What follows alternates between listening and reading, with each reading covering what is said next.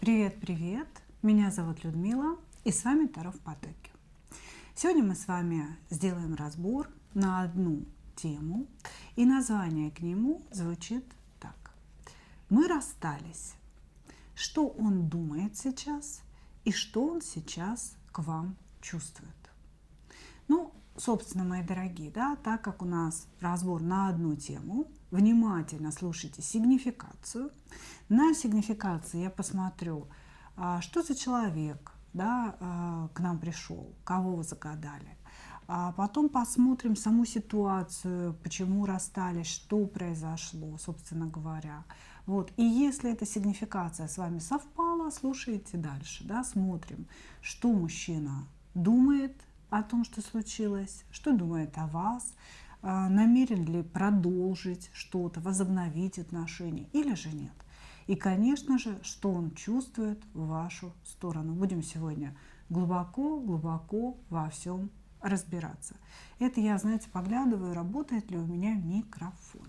Уже вот как бы микрофоны раскладываю даже не один, а два, чтобы все записалось и все вам было слышно. Итак, мои дорогие, мы начинаем с вами.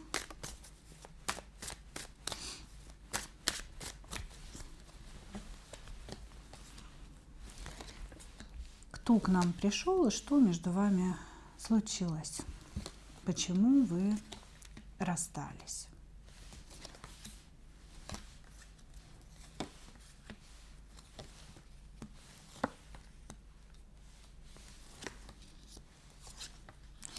Вы знаете, я не могу сказать, что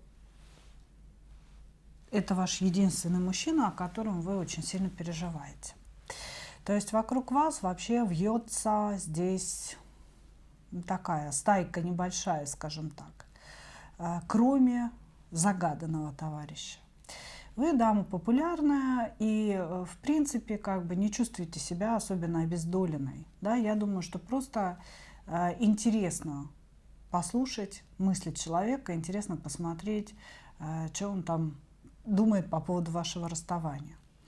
Значит, мужчина находится на расстоянии от вас, и вполне вероятно, между вами вообще была только переписка. Значит, что произошло? Непонятно, что произошло. Мужчина оказывал вам какие-то знаки внимания, но его поведение это всегда было горячо-холодно, ну не то чтобы всегда, да, поначалу-то всегда все очень ярко, весело и красиво, и мужчины ухаживают и так далее, пытаются проявиться со своей какой-то лучшей стороны. Вот. Но когда конфетно-букетный период закончился, этот мужчина начал показывать зубки, стал играть горячо-холодно, в какое-то недовольство, в какие-то исчезновения. Вот. Если это только переписка, да, то вот прям исчезновения из чата были. Вам это, скорее всего, не понравилось, высказались в его сторону, и как результат здесь молчание, обрубание. Ну, карты вообще говорят о том, что мужчина поставил эту точку, мужчина ушел в тишину, в игнор, но как таковой ссоры между вами не было. То есть, может быть, были какие-то претензии, может быть, неосторожное слово с вашей стороны, но ссоры, выяснение отношений я не вижу, борьбы какой-то я не вижу. Просто вам надоело его ни вашим, ни нашим поведение такое. Может быть, мужчина говорил, что он свободен абсолютно, да, но при этом в 10 часов вечера он уже не может отвечать на ваши СМС, да, или там на ваш телефонный звонок не может ответить. Вот. Знаете, есть очень много мемов в Инстаграме, как мужчина приходит домой и сразу уснул. Да? Я не мог тебе ответить, я пришел домой и сразу уснул. И вот там прям показывается, как мужчина заходит и сразу возле порога падает в сон. Значит, Господи, впадает, западает, упадает. Каких только слов у меня не возникло в голове. Значит, здесь мог быть обман со стороны мужчины, да, я свободен, но почему-то по вечерам мне не пиши, да, и вообще пиши мне строго в рабочее время. Или строго на какой-то определенный номер. И не вздумай ко мне приезжать. Вот. Мог быть обман, или, скорее всего, это было такое, знаете, очень пренебрежительное поведение. Как будто бы первоначально он хотел вас завоевать, хотел вас обаять, пытался вам понравиться очень сильно. А то ли после какого-то события, может быть, вы переспали, а может быть, еще там что-то там пошло не так, да, его поведение резко поменялось. Резко поменялось. Вот, здесь может быть история того, что он попросил у вас деньги, или вы у него попросили деньги. Может быть, вы его попросили о какой-то помощи, или, знаете, не совсем попросили, а просто пожаловались о том, что находитесь в какой-то сложной жизненной ситуации. И хотели посмотреть, как он отреагирует, как он будет себя вести, предложит ли вам помощь или нет. А его это как-то покоробило, и он такой типа заднюю начал давать сразу. Окей, хорошо. Значит, у вас есть еще мужчины. Может быть, это мужчины по переписке, может быть, это поклонники. Карты показывают все и сразу, поэтому здесь может быть, знаете, один коллега по работе, другой ваш муж, там третий какой-то поклонник, который вам написывает. Ну, в общем, здесь вы не лишены мужского внимания, и сказать, что вы прям как-то сильно страдаете от этого расставания, я бы не сказала. Вот, значит, сам по себе мужчина, которого мы рассматриваем, пытается быть настоящим мачо, пытается себя показать таким, знаете, я мужик, я настоящий мужчина, брутальным, говорит о том, что, скорее всего, деньги есть у него там и дом, и карьера, и вообще у него все чика-пука, не хватает лишь любви. Вот. Значит, и любовь он, скорее всего, искал как раз-таки у вас. Вот, значит, мы сейчас, конечно, посмотрим, да, что он там думает и чувствует, но колесо фортуны, последней картой, говорит о том, что здесь, скорее всего, будет возобновление ваших отношений, и что вообще подобные отношения, как вот с этим мужчиной, они у вас достаточно часто случаются. То есть в вашу жизнь приходят мужчины, которые как на подбор похожи один на другого. Отношения с ними складываются как на подбор похожим образом.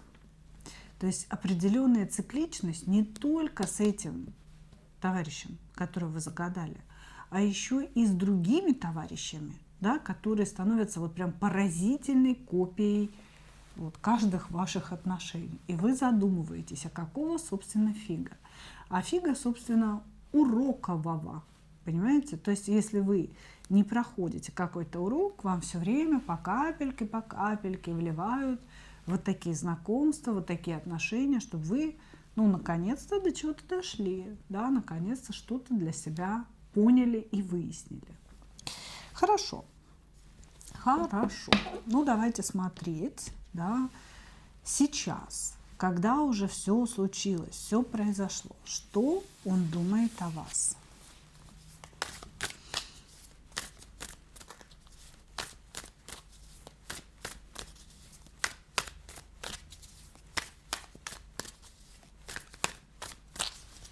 Что он думает о вас? Думает о вас, думает. Мечтает. Ничего себе. Мысли он здесь себе нарисовал. Странно, если действительно вы только по переписке общались.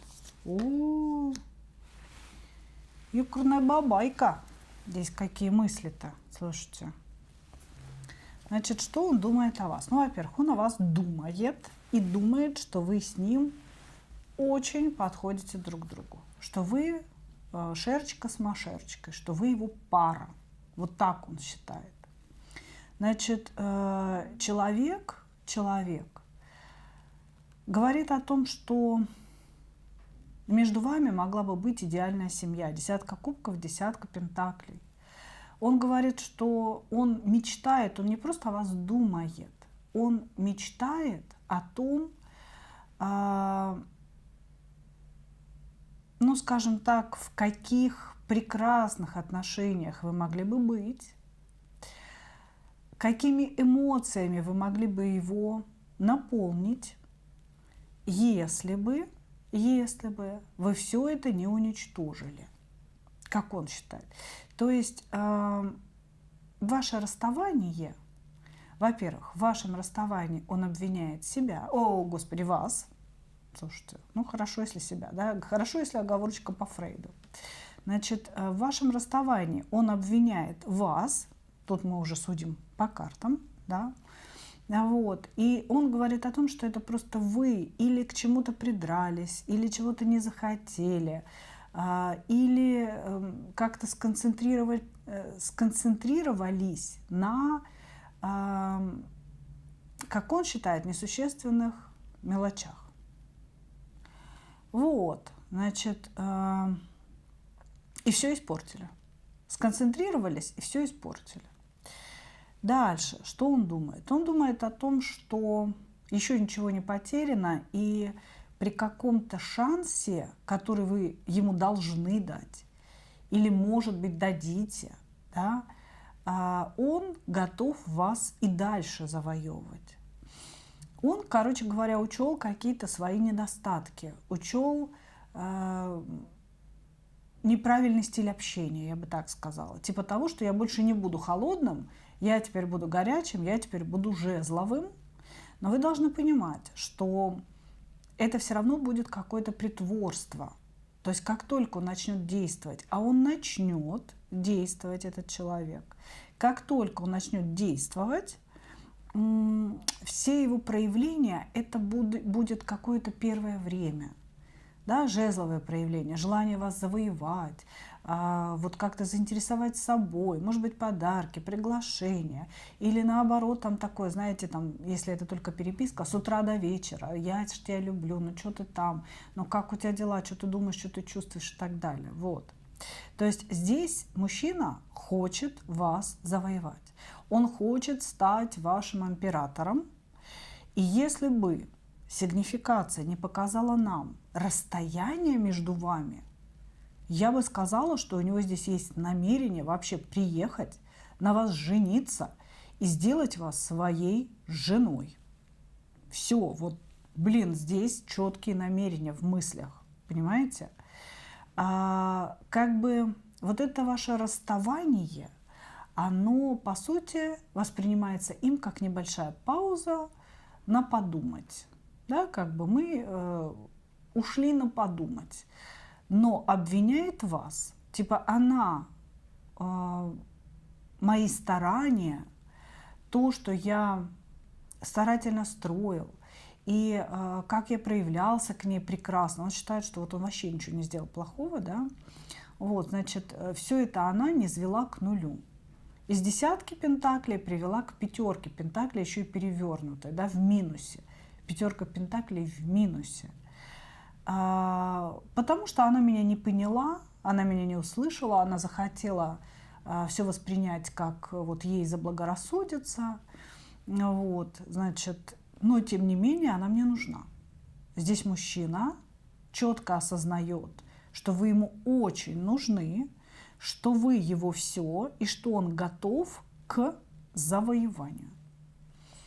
В своих мыслях он очень сильно по вам скучает, он чувствует ваше отсутствие, он чувствует свое глобальное одиночество, даже если у него есть семья, даже если, ну, там, друзья, знакомые, конечно же, есть, да, он все время чувствует себя очень одиноким.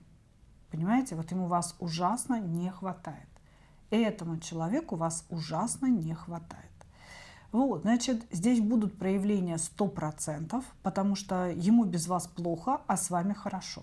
Он считает, что вы идеальная пара, идеальная семья и вообще все идеальное, что может быть. Вот. Он мечтает об этой семье, он мечтает о великой любви, и он мечтает вас завоевать и стать вашим императором.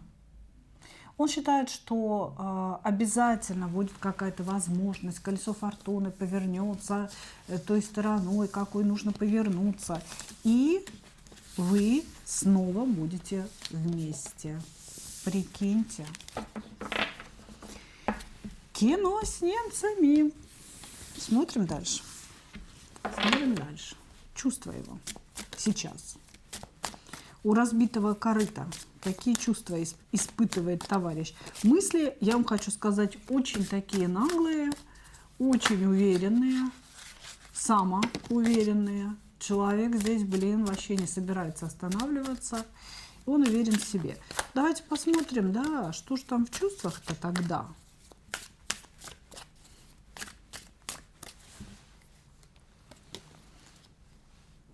Угу.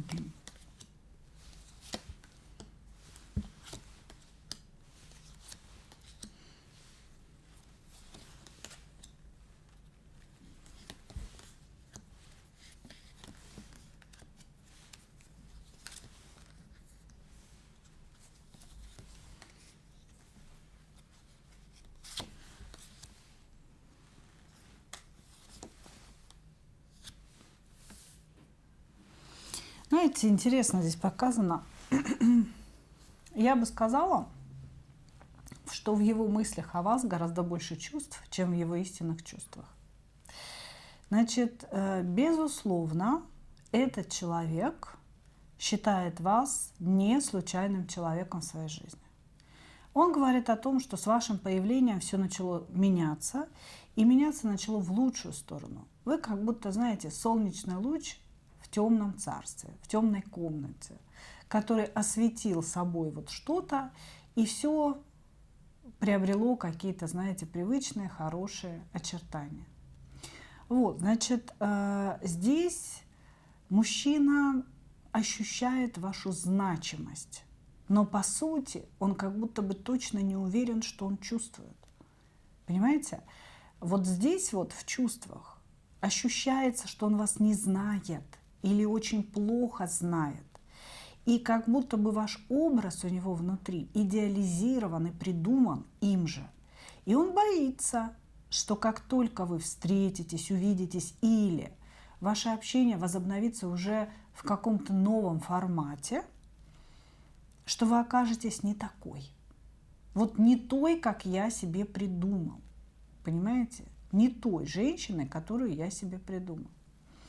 Вот, значит, в чувствах очень много неуверенности, очень много растерянности.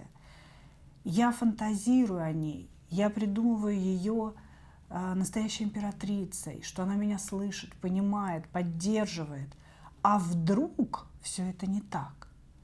Я фантазирую о сексе с ней, я фантазирую о том, вот как она меня хочет и как она там кайфует со мной в постели. А вдруг в реальности это не будет таким? А вдруг она меня высмеет? А вдруг она скажет, что ей там что-то не понравилось? То есть у него в чувствах есть ваша безусловная значимость. Вы вот прям действительно очень значимый, могущественный человек. Но я не вижу прям любви. Понимаете? Как зайка серенький, я тебя нарисовал, как бы, и боюсь, что этот рисунок не совпадет с реальностью. Всего боится. С одной стороны притяжение, с другой стороны страх этого притяжения. С одной стороны желание посоперничать, доказать вам, кто главный. С другой стороны боится, что вы его, знаете, одним ударом уложите. Понимаете? Он боится, что вы его уничтожите.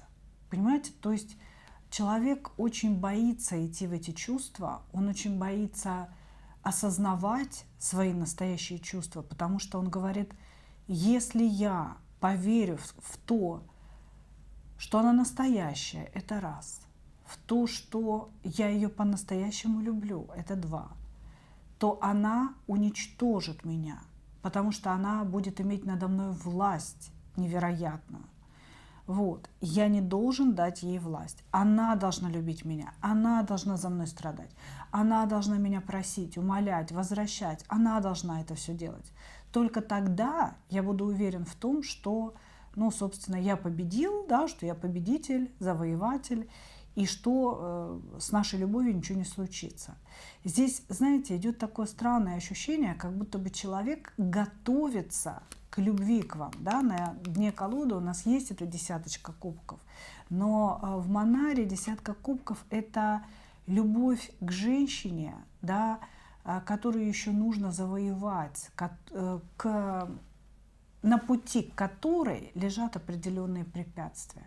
Они настолько весомые, они настолько мощные, да, что нужно сделать очень много усилий, чтобы эту женщину все-таки получить. Она прекрасная, манящая, да, великолепная во всех своих образах, но добраться до нее тяжело, чтобы получить ее эмоции.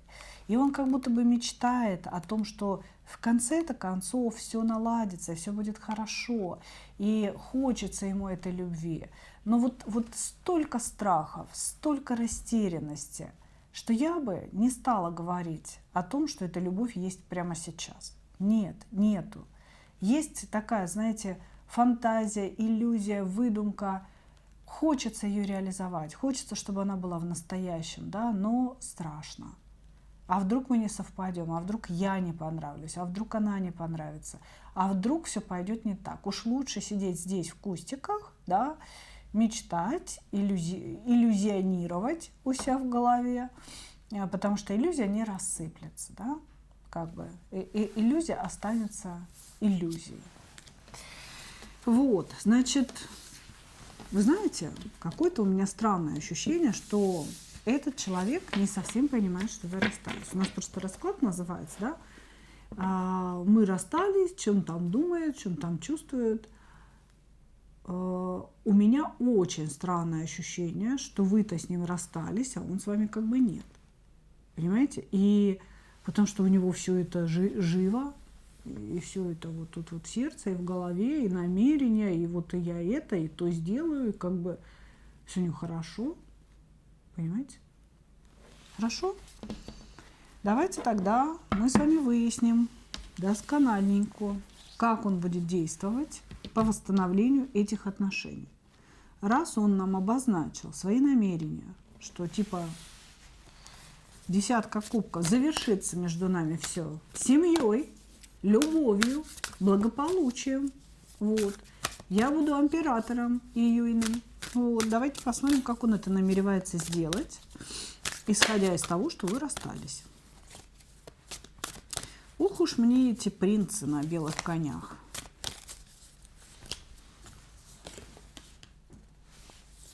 Ага. Торопиться мы не будем. По умеренности. Вы знаете, вот пусть как-то вот пространство само начинает формировать чего-то. Ну, наверное, там карту желаний какой-то пишет свою. Вот, сидит, убеждает себя в том, что все будет хорошо. Угу. Вот опять, слушайте, прям вы его семья. Все, никаких разговоров. Вы семья, вы целый мир, вы императрица. О, слушайте, а может быть, вы вообще его жена? Я что-то, знаете, как-то вот трактую для свободных людей, а здесь ведь вполне вероятно, вы жена, от которой он ушел или от которой его выгнала. И он здесь намеревается все это восстановить, и вообще как бы у вас нет никаких вариантов. Здесь это тоже проиграется вполне. Ой, слушайте, ну, здесь, знаете, из разряда я пока постою в сторонке, пусть пространство все сделает само. Может быть, он, ну, не знаю, сходил в церковь, заказал какую-то службу, исповедь какую-то батюшке, значит, исповедался. Не знаю, что здесь такое есть, но почему-то он уверен, что как-то все само разрулится. Как-то все само. Он готов действовать по королю жезлов, но король жезлов пока перевернут. Как будто, вы знаете, мужчина ждет знака свыше, ждет, когда пространство подготовит для него территорию, на которую он может прийти. Понимаете? Какая-то такая интересная вещица. И пока он мечтает, он пока в мечтах находится. Вы себе можете места не находить, да, он как бы в мечтах находится. Вот, значит, пока он ждет, но он готов действовать. Может быть, он ждет какого-то события, может, у вас день рождения или какие-то праздники, да, скоро обещают быть. И он как будто бы, когда пространство подготовит для него место для выражения, он наконец-то выразит себя. И опять уверенность, что вы его императрица, что между вами будет десятка пентаклей, примирение, девятка пентаклей. То есть да, мы с ней просто охренительные чуваки, мы с ней офигительная пара, все.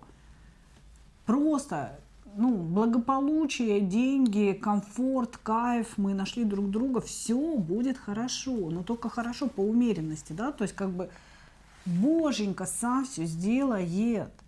Чего мне, как королю жезлов, так не проявляться? Чего мне как-то себя ломать? Ну зачем? Постою в сторонке, отойду, подожду. Вот, значит, ну, пока он будет ждать, конечно, потому что на самом деле здесь энергии на действие есть. Человек очень сильно хочет вернуться, очень сильно хочет освободиться от каких-то внутренних переживаний, которые его мучают, и очень хочет к вам. Поэтому, ну, конечно же, мои дорогие, это никакое не расставание. Здесь будет возвращение его, так или иначе, оно будет однозначно. Просто пока на сегодня он ждет, что пространство что-то сделает за него, что Господь Бог вложит вам в голову какие-то там благие мысли в его сторону, вы его простите, сами напишите, ну, может быть так. Короче говоря, пока мы в режиме ожидания, но если этот режим не сложится, он все равно проявится. Король жезлов здесь очень активный, он все равно будет вас добиваться, вы ему нужны, вы его семья, он не видит себя без вас.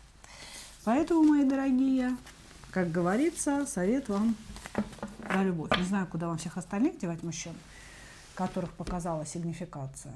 Ну, тоже приятно, с одной стороны, что хоть один, но так вот как-то прям совсем серьезно, да, относится.